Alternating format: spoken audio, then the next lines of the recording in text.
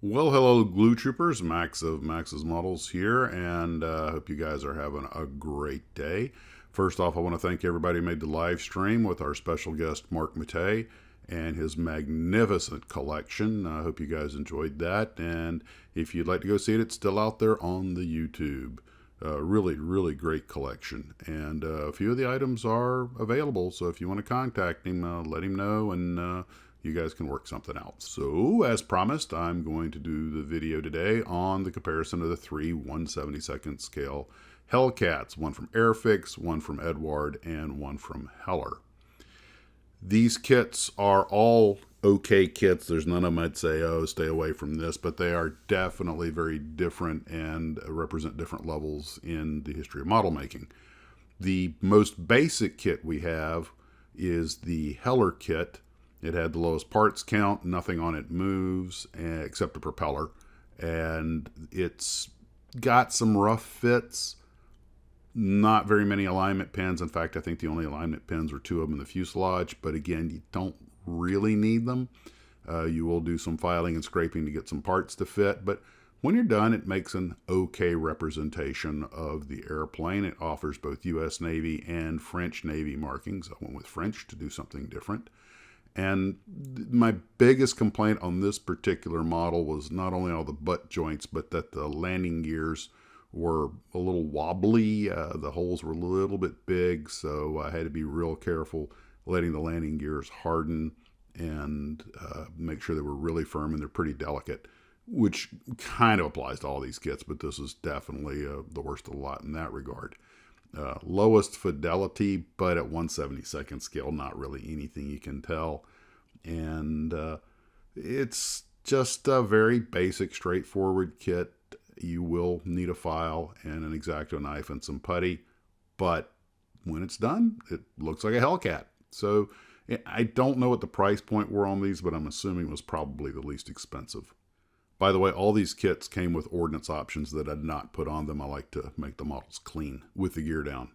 One thing I can really say that impressed me about the Heller kit was that the decals are 40 or 50 years old and they worked fine. They really didn't give me any problem using the French decals, which carries us over to the Airfix kit. Now, I think I'll talk about the decals first. When I got this old Airfix kit, the decals were already pretty rough and they flaked off over time. I put the U.S. Navy decals that were left over from the Heller kit on there, and they actually worked okay, but since they had a lot of clear film, that yellowed very quickly after they'd been applied. So wasn't really a problem with the French decals because there's not much clear film on them. Perhaps the Heller decals weren't quite as good as I thought they were because I wound up having to remove them. But the stars went on without any argument. It was the big numbers and stuff that I had to wipe off. But they had a lot of clear film on them, and that yellowed very quickly.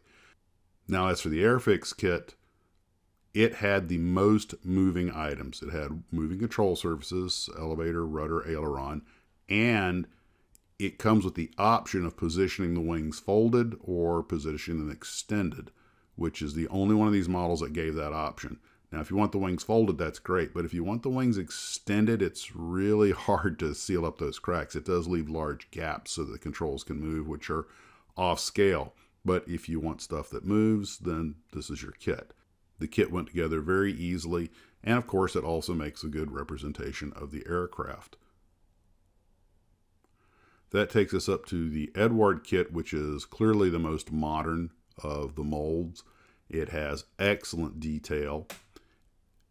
And except for fitting the wings into the very large slots that are in there, I had no fit issues. I did have to file down some of the trailing edge of the flaps to get them to snap into place, and once they're in, they're in.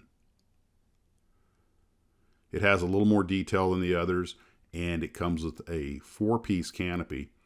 You have the windshield as a section, you have the sliding canopy, and the aft window is made up of 2 separate side pieces that have to be glued together. Probably a little more complicated than it needs to be, but it looks good when it's done.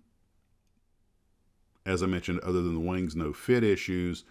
However, the horizontal stabilizers both slide in and butt against each other, so you have to be very careful to make sure to keep them straight. It had a detailed engine and cockpit for a 1/72nd scale kit, but nothing that was a problem to build. It all went together very easily.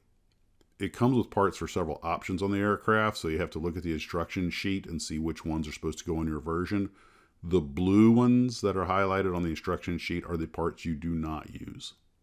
It also came with some extra decals, which were either redundant or perhaps there were different versions. I didn't really see any difference, but went ahead and used some of those decals, such as the propeller decals, on the other airplanes just to add a little extra detail to them.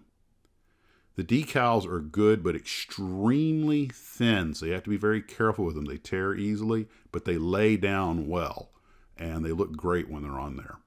It gives you an excellent decal guide with everything numbered, so really no complaints with the Eduard kit other than that fitting of the wings. That was really it. Clearly the best of the three and no doubt the most expensive. That being said, they all make good representations of the airplane, and each kit is reflective of the time in which the molds were made. Had a lot of fun doing this. They were easy builds, and it's every once in a while just fun to sit down and build these somewhat more straightforward basic kits. It's relaxing. So there you go.